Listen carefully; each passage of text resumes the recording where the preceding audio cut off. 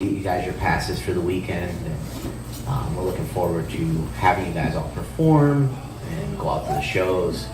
Again, you're here early, and this is where you want me, Rich. All right, I'm gonna be sitting a lot today, so I'm probably gonna alternate between sitting and standing. But I want to talk to you guys a little bit about promoting shows, and I'm not here to be self-aggrandizing or anything like that. But I am part of a group right now, and we've had some pretty good success in multiple markets up and down the East Coast in the last couple of years. And if you take some of these tips, I think anybody can utilize some of the basic stuff that we do to improve the attendance at your shows. As a promoter, I love working with bands that can contribute to the show and help bring out people. It's kind of a team effort at this level, so I think you guys being able to bring some of this knowledge to a promoter could also help you guys get shows. I'm also from the DIY punk attitude era, whatever you want to call it. So I also, like, even as a promoter would say, go book your own show if you can and make all the money for yourself. Screw the middle guy, right? I take it further with some of the stuff I do. I sell my own tickets. We do our own merch. I try to keep it all in-house, and I suggest everybody does that for anything they do until you can't do it on your own anymore.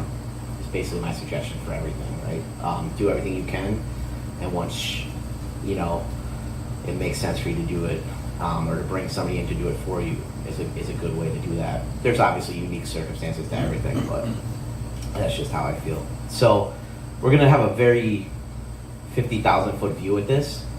I'll open it up for questions afterwards so we can get into it. I have very detailed videos on YouTube that break this down in granular detail that you guys can, look up, and it'll give you some really detailed information on that if you want a really deep dive. But I'm going to keep it kind of top scale now, and then we can dive into it if you have questions afterwards, or you can go back and look those up if you want to look at them later, okay? So we're going to start at the beginning.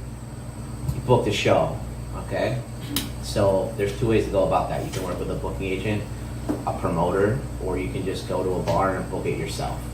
At any point in that, the goal should be to then book another show, be it at that venue or a bigger venue, right? You want to always, okay, I don't want to assume anything, but I'm assuming if you're here at 11 o'clock in the morning on a Friday, you're taking this kind of serious and you're taking your music career serious. So you probably want to grow, right? Some people are just doing it for fun, but you guys probably are taking it a little more serious. So I'm going to take this from the stance that you guys are looking at it kind of as a career or like a serious endeavor. So you should want to grow. You should want to play that room. Once you sell out a room a couple times, then it might be time to look into growing it and going somewhere bigger, right? So in order to do that, you need to bring value to that venue, that promoter, that person, right?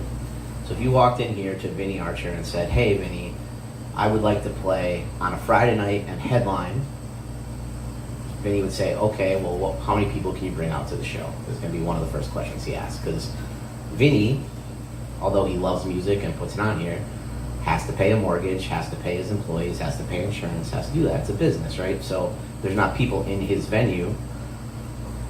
He's not a patron of the arts where he's just trying to fund your career. So it's hard for him to do that. What Vinny's going to say to you is, okay, well, if you can fill my room, I'll give you the door. Vinny gives 100% of the door. He's one of the most generous bar owners that there is, right? That's why I like to play here. Some people will give you other deals, a more generous deal. If you're playing like anywhere, I would say fair is a 70-30 split is kind of still a fair split. If you're just working with the venue itself, once you involve a third-party promoter, those guys need to make money too. So like your percentages can kind of get anywhere from like 50% of the door to, I wouldn't ever take less than 50%. If I was talking to you guys, if you're the headliner of the show, right, then you run it that way. So once that show is booked, give yourself adequate time to promote that show. Now, I would never take a show with less than a month to promote it, but some people, might need more time. A lot of what we talk about today is gonna deal with, there's like minimums, and then there's like what you feel comfortable with, right? So you may say, listen, I'm super busy. I need 2 months to promote this show. I need 6 months to promote that. That's going to be on you guys, But I would say a minimum to promote a show properly, in my personal opinion, is a month. I won't take a show on less than a month because I wouldn't feel confident in being able to build that. All right. So what you're going to do then is you're going to establish the date of the show. You're going to want to do an announcement. When you're doing an announcement of your show, try to coordinate that announcement with whoever may be involved. If there's other bands playing it, if there's the venue involved, if there's a promoter, get everybody on the same page. Announce at a peak time. Now you guys can go into your analytics on your Instagram, at your Facebook, TikTok, wherever your social media of choice, where you have your biggest audience is, look and find your peak time. If your peak time is noon, don't announce the show at 9 o'clock at night, right? Announce it at your peak time because you want to get the most eyeballs on that piece of content as possible. Design a nice show flyer. If you guys have somebody within your team that can do that for you, do it. If not, hire somebody local, which is always my preferred thing to tell you to do. If not, go on Fiverr and pay somebody $5 to make you probably the best piece of art you've ever had. There's just other, ethics around that, but you can definitely do that. Get yourself a nice piece of art, make it engaging, make it make sense, make it speak to the audience that you're talking to. If you're playing a death metal show, don't make it pink and lime green, right? Like, make it make sense. Like, you can have your own aesthetic, and maybe if you're a neon, techno death metal band, that makes sense. But like, make it speak to the person that's gonna wanna come to that show, right? Talk to that audience. You're gonna make that announcement. Give that post a couple hours. Give it, 12. You're gonna this number you'll find as you start doing these things. We want to give it a little bit of time to work organically into the system. Don't immediately boost that post. Don't immediately promote it. Give it a little bit of time to work its way through it. Okay, share it. Everybody in your band should then share that post. Tag people that make sense to tag, right? Help it spread organically. Don't, I stress this, don't tag me in a show that you're playing in Wisconsin. It's gonna piss me off, number one, because it's annoying, but it's gonna do nothing for you because my audience isn't coming to see your show in Wisconsin, right? And I have nothing to do with the show. It's just gonna, what I'm gonna do is untag myself, and then you're gonna get a negative strike in the algorithm, right? Tag your friends, the bar owners, the bartenders, the sound guy, people who have something to do with that show. Give it 12 hours to 2 days to kind of catch and take organically. After about 48 hours, max, your organic reach is going to kind of die off unless it goes viral. If you still see that post, like getting likes, traction, going, let it run until it kind of starts to dip a little bit, right? Now at this point, you're going to throw a little bit of money behind it. I'm going to talk this entire speech that we have around a budget of $100. That's probably not a proper budget. Might be lower, might be more for you guys, but that's like a baseline where I can break things up into percentages very easily for you. You need to determine your own budget. Now that budget can be determined by how important that show is to you or how much your potential money you're gonna make off of it. I'm not gonna get into like financials with you guys, but like you should spend 20% of money that you're bringing in on marketing, right? That's just a rule of the world. 20% of your budget to any business, whatever, should go back into marketing and back into the band, right? So in this case, we're gonna say you have a $100 budget to promote this show that we're talking about, okay? So you have $100, you're gonna take 20 of that, 20% of your budget, and you're gonna put that on the announcement of that show, okay? So you wanna take that $20, you wanna target Facebook ads. Facebook's gonna run on Facebook and Instagram. I currently, at the level you guys are on, don't see value for anybody in this room running ads on TikTok for a show, right? It's not gonna do what you need to do. Hit that all day, post 12 times a day on TikTok about your show, make fun videos, let organic do its work there. Tag your location, let it do it for you. The biggest bang for your buck still, even though it's got a little more expensive, is going to be the Meta advertising platform, Facebook and Instagram. It's so powerful. You can do so much for so little on there. It's going to benefit you guys immensely. So you're going to do this one as a boosted post, okay? You boost that post, it's going to come up, you're going to select your location.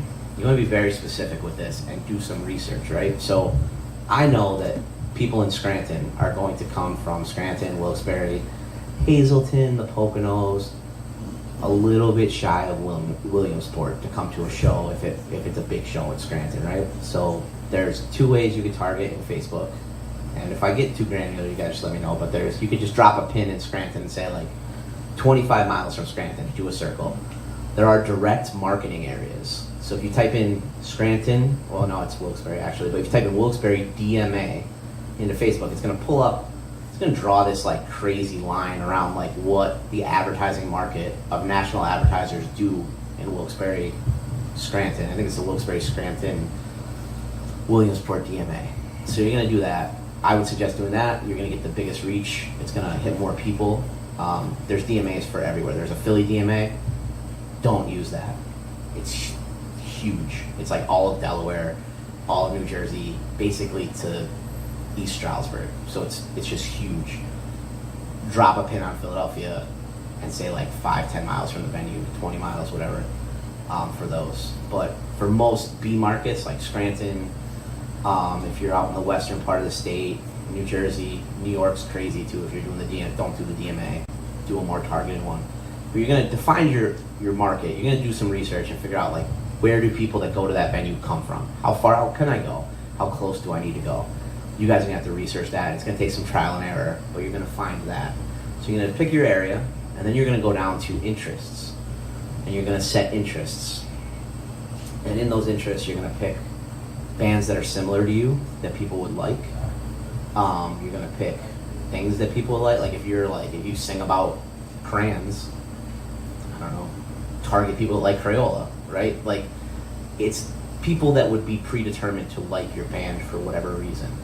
You know, pick that. If you have a song that people know about Mariah Carey, target Mariah Carey. You know, like really hit it and do a lot of research.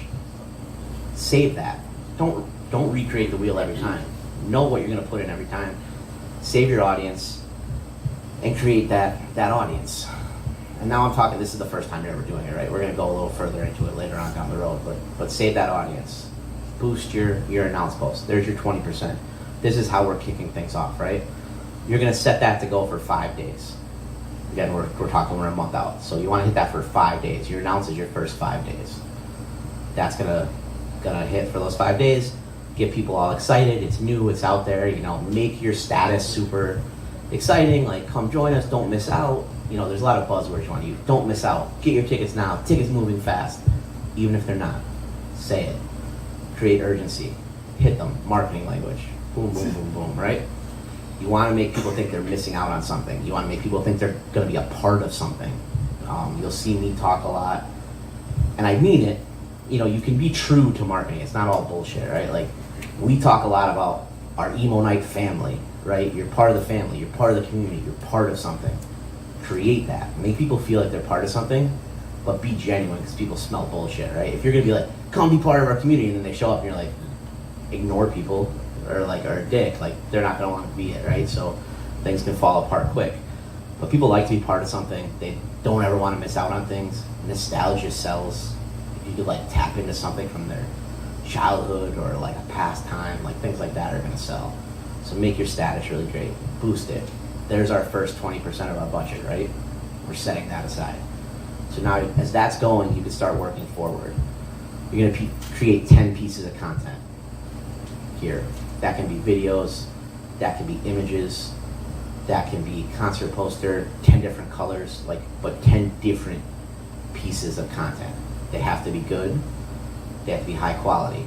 On that content that you're creating, no more than 20% of that image should contain text, right? So it should be like a really engaging image, and then on the bottom, like tier of it, like your band name, where you're gonna be, and the date. Super simple. Keep it simple, keep it clean, readable, but 10 different pieces of that, right? And that can be like listen, I'm an acoustic artist, all I have is a picture of myself. Okay, so you put that down there, put like 5 different colors over it. There's a pink version, there's a green version, there's blah, blah, blah. I do that a lot with Emo Night, right? You just go across it. People get fatigued. If somebody's seeing the same exact thing over and over in their feed, it doesn't matter if they love it, it's their favorite thing in the world, they're just going to eventually scroll past it because they're seeing it all the time. But they see a different version of it every time they go through, it's going to catch their attention a little bit better. So you don't want to create fatigue. So you want 10 different pieces of content. You're going to create that content, get it as good as you can, and you're going to go into the Facebook advertising platform. And you're going to create a campaign. My suggestion here is, I always would suggest that you guys, even if it doesn't need to be a ticketed event, if it's a pay at the door thing, sign up for Eventbrite, sign up for brown paper tickets, sell your own tickets to every show. Sell your own tickets to every single show that you do, okay? Create an account and control your data. I love Vince, but I sell my own shows or sell my own tickets even when I work with Vince. I let him sell tickets too, but I sell my own tickets because I want the data of the people that bought that ticket. I want to know the person's name. I want their phone number. I want their email address because I want to remarket to them every time I'm coming anywhere near that. And Vince maybe is on another trip in the Caribbean, sailing around the world on a yacht, you know, in a couple years, and he decides not to do shows anymore. Well, I know. But to say that's what it is, but I really need a show in Philly, and if he has my data, and I'll share my data with him, but if he had that data and I didn't have access to it, and I had to work with somebody else in Philly, like, I would be starting from scratch again, right? So you're selling your tickets, you're gonna create, we're back to Facebook advertising, sorry. So you're back in Facebook Ad Manager, you're gonna create a campaign. You're gonna drive people to the website option, choose that. You're gonna put the link in, you're gonna set a budget first. We're gonna use 50% of we're gonna use 60% of our budget right here, right? So you're doing 60% of your budget on this campaign. You're gonna be sending people to that link. So in this case, $60. You're gonna go next to the next thing, select dynamic creative. So when you turn that on, it unlocks 10 different pieces of creative to you to add 10 pieces of creative instead of just one.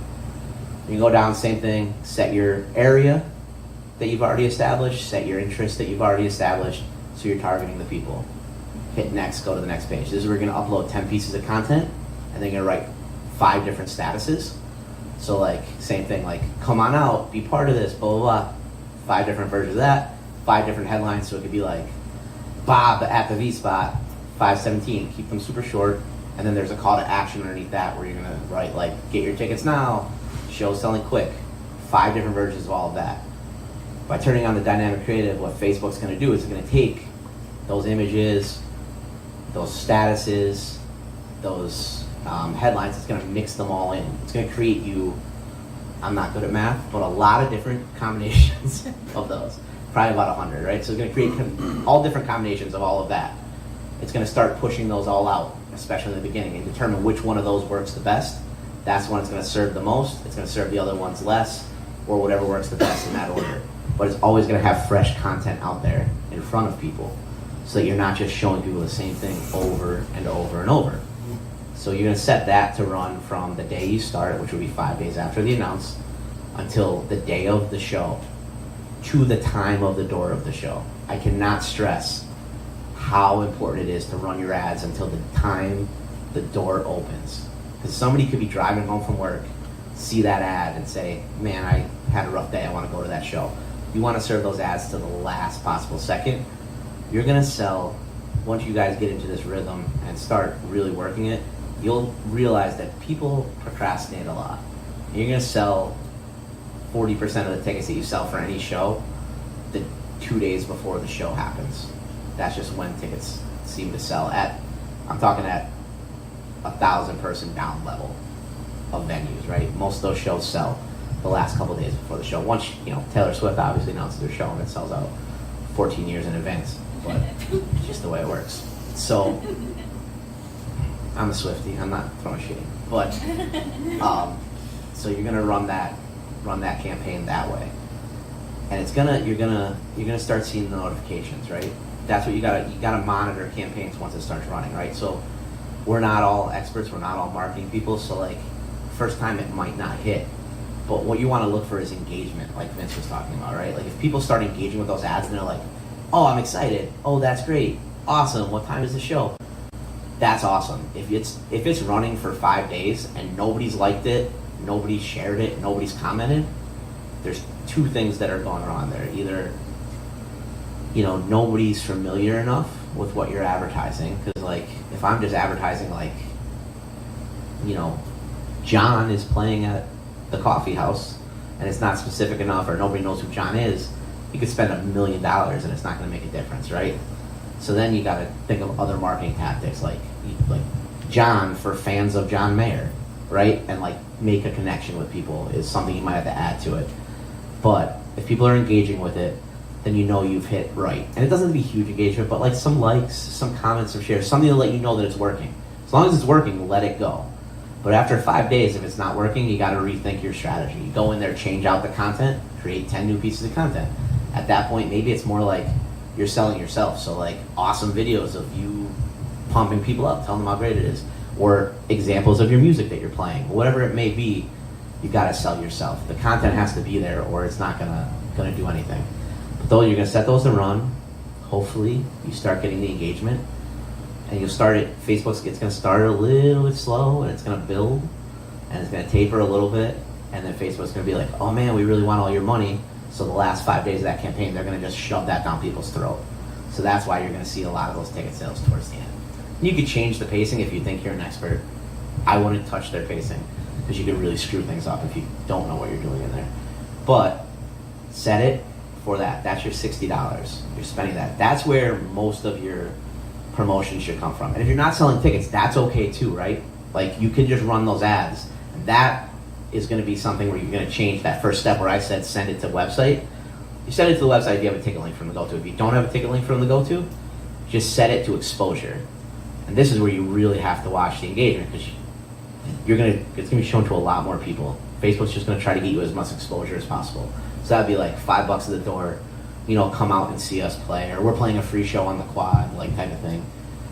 You're gonna set it to exposure, and Facebook's gonna do it. But this is where most of your engagement exposure is gonna come to. Most of the eyes that are gonna be on the show should be coming from this aspect of your advertising. It's gonna run for the longest. So you have to really pay attention to this one.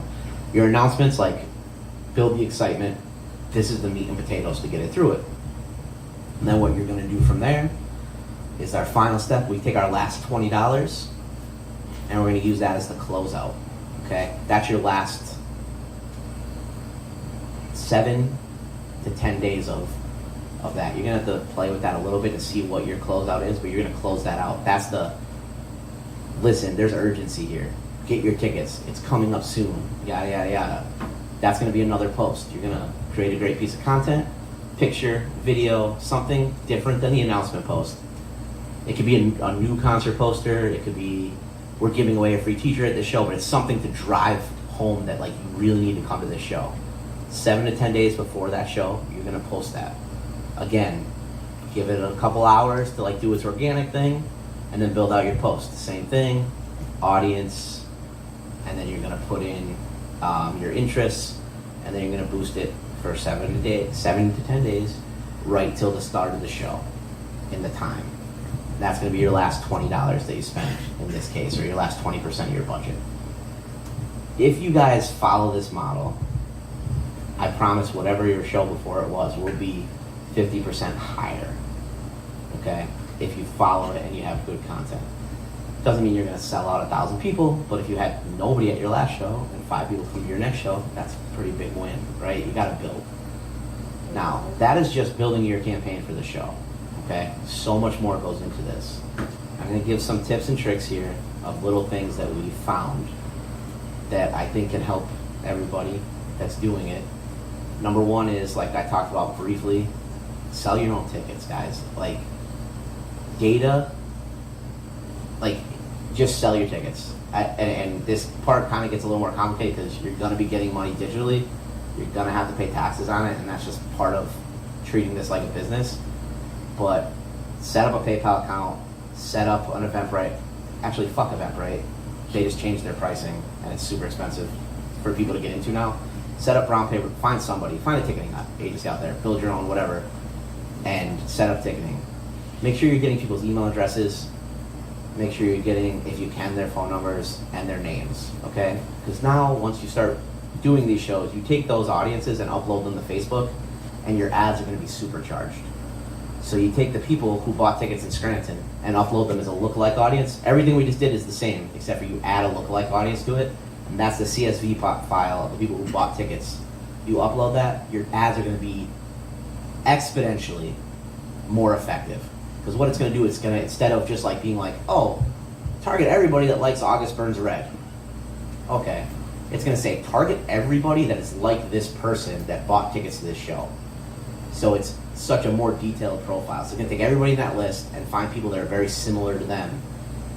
And maybe like, you wouldn't never know that everybody that loves your band loves underwater basket weaving, but they just happen to. It's just like a commonality, right? So that's something you wouldn't know, but Facebook knows that because they all like watch underwater basket weaving, and they're, you know, spying on them. So, what is the minimum data you need for a lookalike audience? 25 people. So the more you put in, the better it's going to be. I'm talking about the actual data point. Is it email? Is it what is first and last name? That's it. And geographic area. Okay. If you don't have the geographic area, it's worthless, right? Because there's probably a million Bob Smiths around. Zip code is the most important. You're going to get that when you get an address when people buy it. Phone numbers are good. Email addresses are the best because that's, you know, what people log in with, and their first and last name. But the minimum you need is first and last name. So I know you said that it's really important for you to do sell your own tickets, but what if the event is a free event? Set it to free. Set it to free? With those ticketing platforms, and this you could use Eventbrite for, because there's no fee, right? You could always, everyone that I know of aside from Ticketmaster will let you make a free ticket and you don't get charged for it. Like, because accounts are free. It's just they take high percentage. Now, Eventbrite used to be awesome. They're my favorite thing in the world. I'm grandfathered into a clause with them and they're still upping me. But like, people that are signing up now are going to get like absolutely brutalized on the amount that they're going to take from them. And I've been very vocal about this. But yeah, sign up with anything you can take registration for.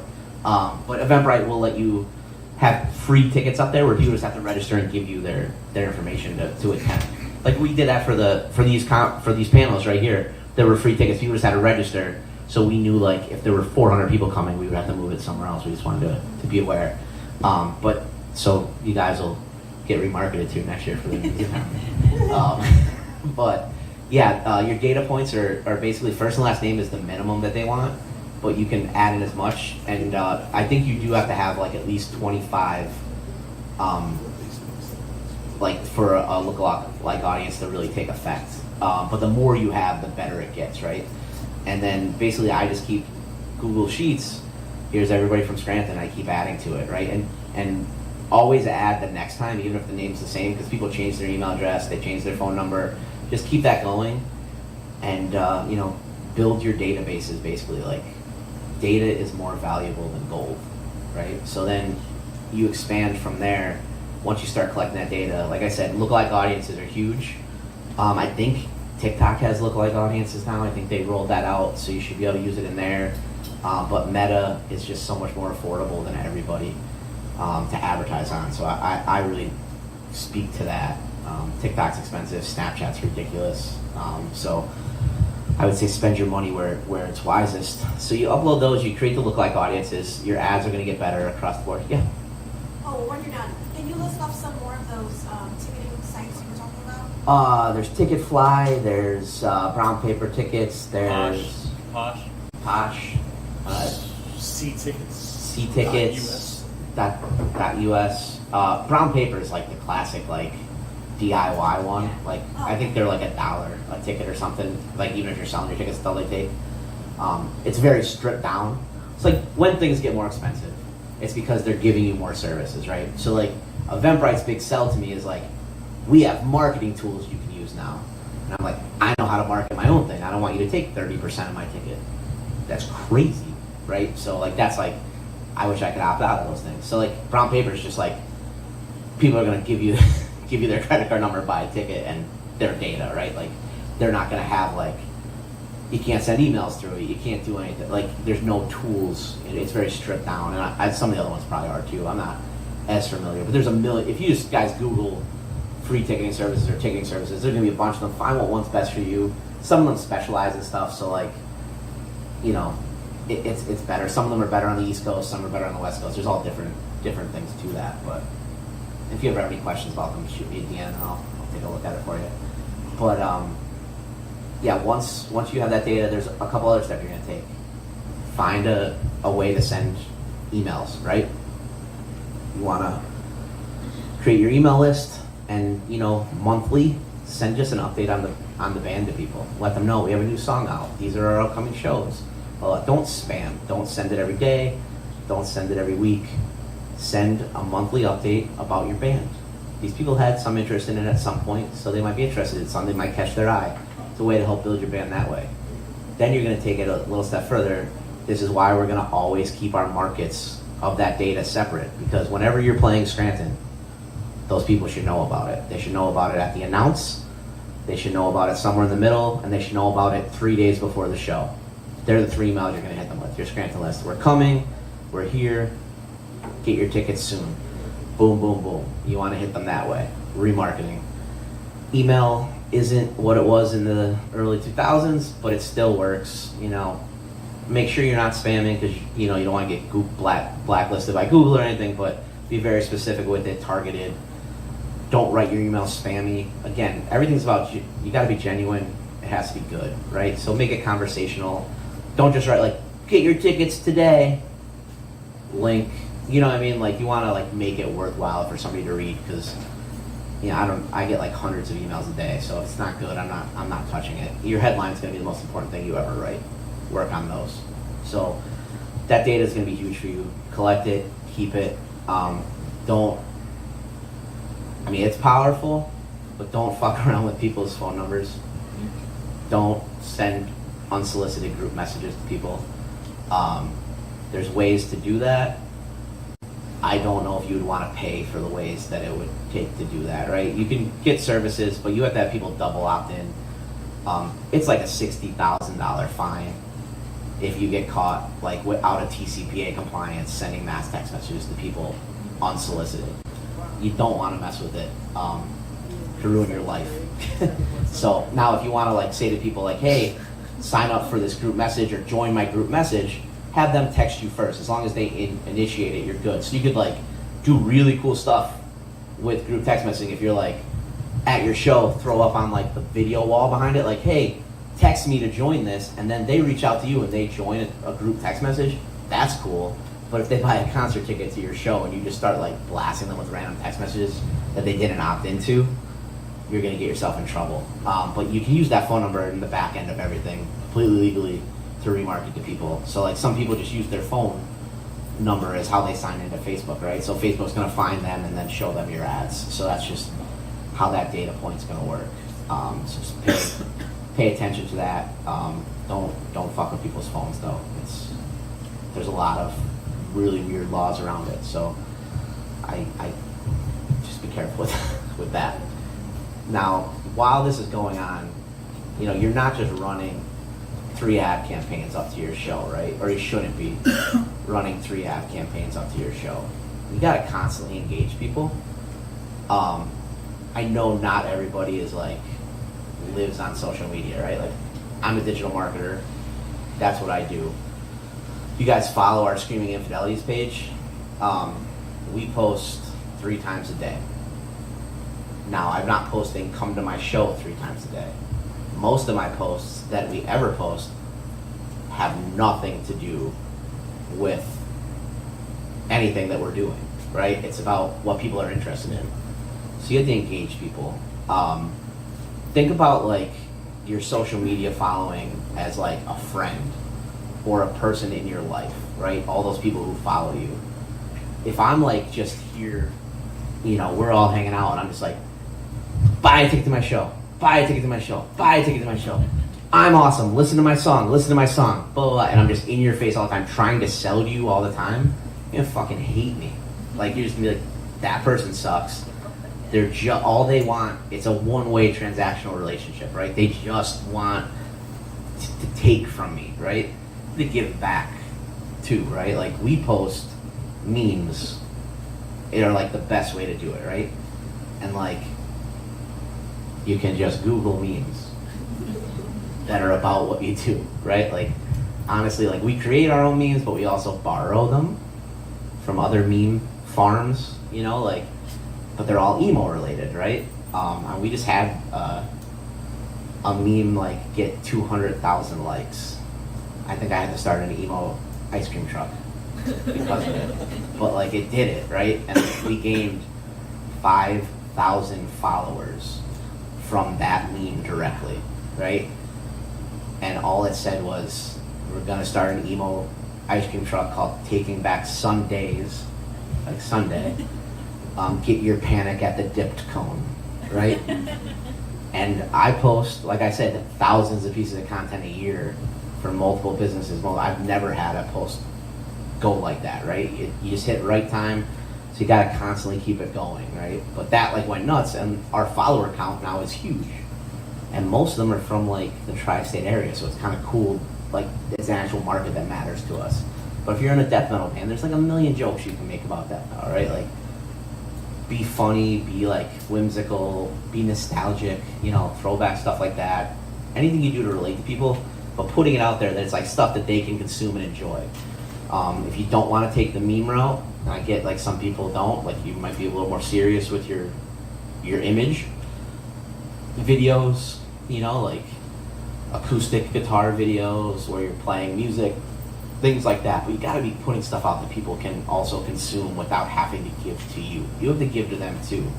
Maybe putting things out there. Now, when I'm saying that, it's not just like where it gets difficult. It's like people don't just want to see 40 pictures of your band over and over. You know what I mean? Like it's not just like here's me in front of my car and in my van. You know, like you want to put those photos out there, but not just like every day. If it's the same photo every day, people are just like, all right, whatever. It's just spam at that point. You gotta be really thoughtful, and it sucks that like, well, I don't think it sucks because I love digital marketing, but I know that musicians think it sucks that they also have to be digital marketers right now, right? Like, I hear that all the time. Like, I'm a musician. I don't want to run a social media account. I don't want to blah, blah, blah. You have to. It's just part of the game right now, you know, unless you're like, run into Ed Sheeran in a bar and he brings you up on stage and you pop from that, right? Like you got to put in the work. So during that time between that show, you're going to want to be building and keeping that engaged. Reply to every comment that you get on any social media account, unless it's a post about emo ice cream and there's 475 of them. You can kind of ignore something. If something goes viral, you can kind of ignore it. But if somebody is genuinely like taking the time out of their day to say, I love your song, the very least you can do is like, rock on, thumbs up, thank you. You know what I mean? But reply. It builds engagement in the algorithm, and it makes that person feel special because they spoke to you, you know? You need to realize that the general public that isn't in the music scene or isn't involved in like this, like, you guys just standing on a stage and playing guitar, like, are heroes to them, like to a normie, quote unquote. Like people really hold anybody that performs in regard. So like if you speak back to them, like on the smallest level, you could think you're nobody, whatever. Like that means something to them. They think it's really cool. So like that makes somebody's day, and that's a chance to build a fan. So that's my advice. You gotta engage with everybody as much as possible. So in between that show, you're just constantly building engagement. Now here we are at the day of a show, and Lael here can tell you the advice that I've been giving about what do you do at a show. Talk to everybody. Talk to every person at that show. If you play a show and there's 100 people in the room, before anybody leaves that after you perform, you gotta do your job, perform. If you're not, if they don't clear it out, if you have a chance, every person in that room should said hello to, thank you for coming out, this is who I am, do you ask, don't demand, but ask, do you follow me on social, blah, blah, blah, blah. Every person, you should create a one-on-one connection with every single person there, because that's a fan. When you talk to somebody face-to-face, it is so much easier to build a connection and so much harder for them to tell you no. If you ask somebody like, hey, do you follow me on social? And they're like, oh no, what's your social? And you're like, follow me. And they're like, no. That's kind of dick, right? it's gonna be like a lot less likely that somebody like it's kind of rude. They might unfollow you 10 minutes later, but you might catch that follow for a minute, right? So I'm big on personal connections, and I think that that's a whole different type of fan, right? Somebody that finds you on Instagram versus somebody that like daps you up and throws you a follow and buys a t-shirt, like that's a whole nother type of fan, right? And there's this rule of thumb that I'm gonna like butcher right now. It's been around forever. The number is correct, but the magic number to have a career, a sustaining career in music, is 1,000 true fans. If you have 1,000 true fans, and that means a true fan is defined like in the music industry as somebody that will spend $100 a year on you, that will come to you. So that means they'll come to 10 shows, or they'll come to a couple shows and buy some t-shirts, but they will spend $100 every year on your band. That would mean that you would make $100,000 a year, right? So all you need is 1,000 fans to make a career, in theory, right? If you're in a band with 13 guys in a ska band, like, you break down a little bit there. But you can multiply that then by, maybe you need 3,000, but that's always been the rule of thumb in music. And it might have changed with inflation and stuff, but that 1,000 true fans is what you need to make a career. Now that doesn't mean that's what you need to sell out a stadium or what you need to do that, but if I was making $100,000 playing acoustic guitar, around Pennsylvania, that's a pretty good life regardless, right? You're doing what you love. So creating true fans is going to be huge for you guys. And now we're on to the day of the show. We're there, we're talking to everybody at the show, we're connecting with everybody at the show. You gotta work the merch booth. Mel, how good am I at selling t-shirts? Fucking amazing. Yeah. So Like 7 every 20 minutes. you're This is great. gonna post up at that merch booth.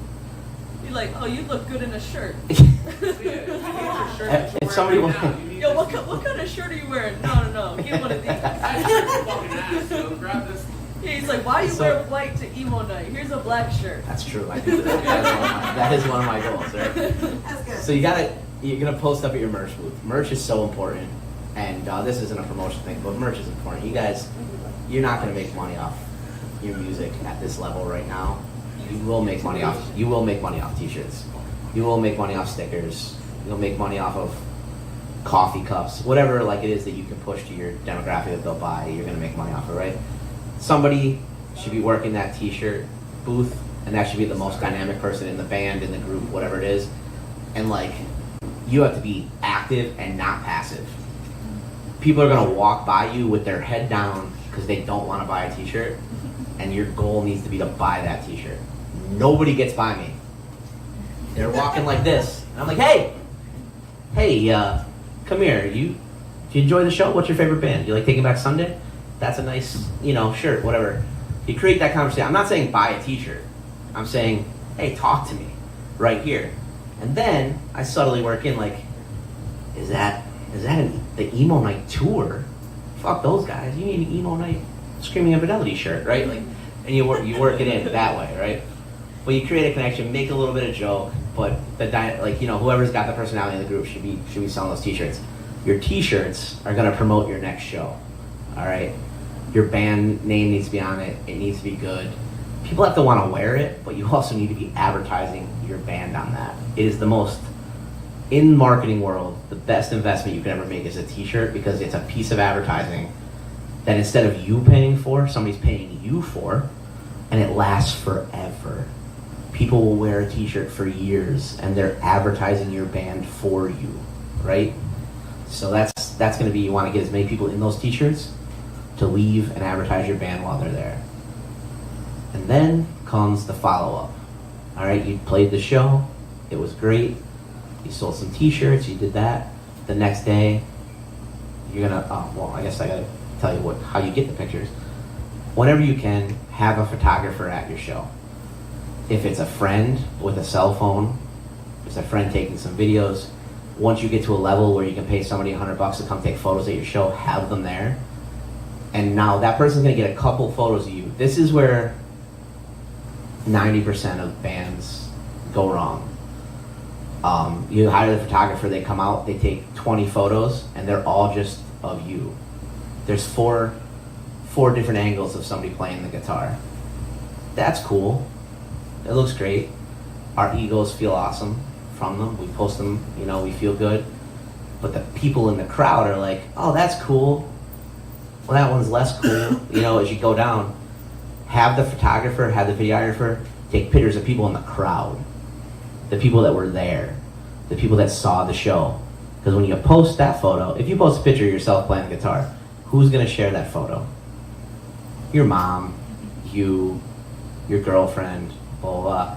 You post a picture of me that I was at your show, I'm going to share that picture of me to my audience. Because your mom, your girlfriend, your brother, they already know who you are. Their audience already knows who you are. I came to your show.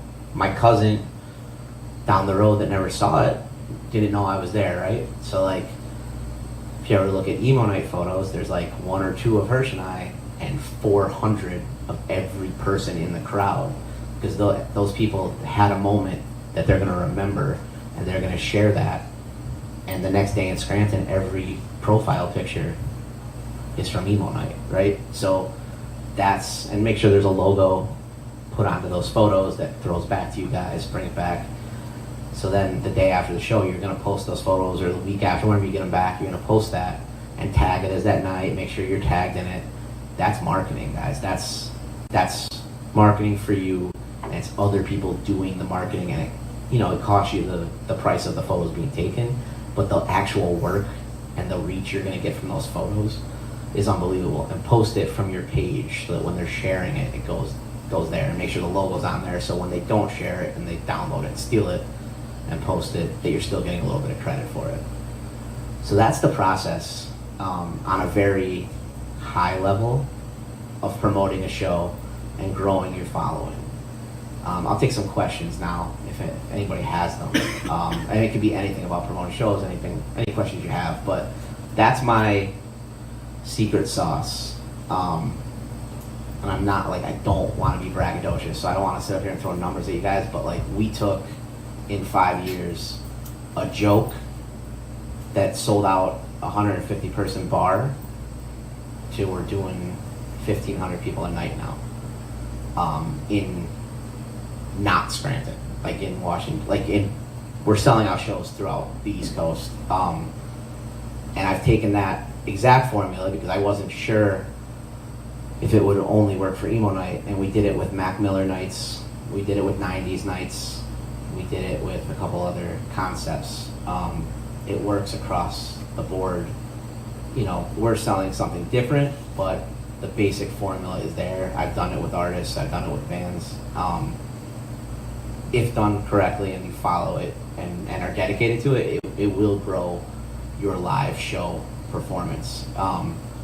And similar tweaks can be made to make it grow your music, to make it grow other things as well. I'm sorry, I'm going to read that question. So does this formula also work if you're not, this isn't your show, you're not headlining the show? Yeah. If I was opening for someone, does it make sense to do the same things?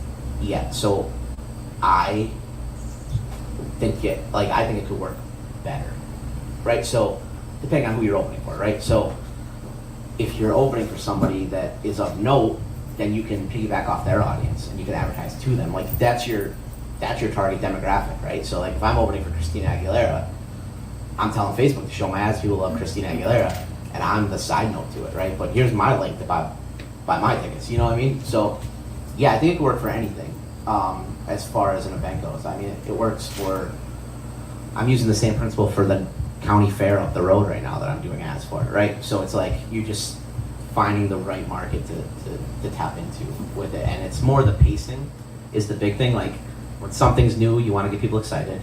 You want to keep them thinking about it and reminding them in the middle. And then you want to hammer home that with a sense of urgency that they have to be there.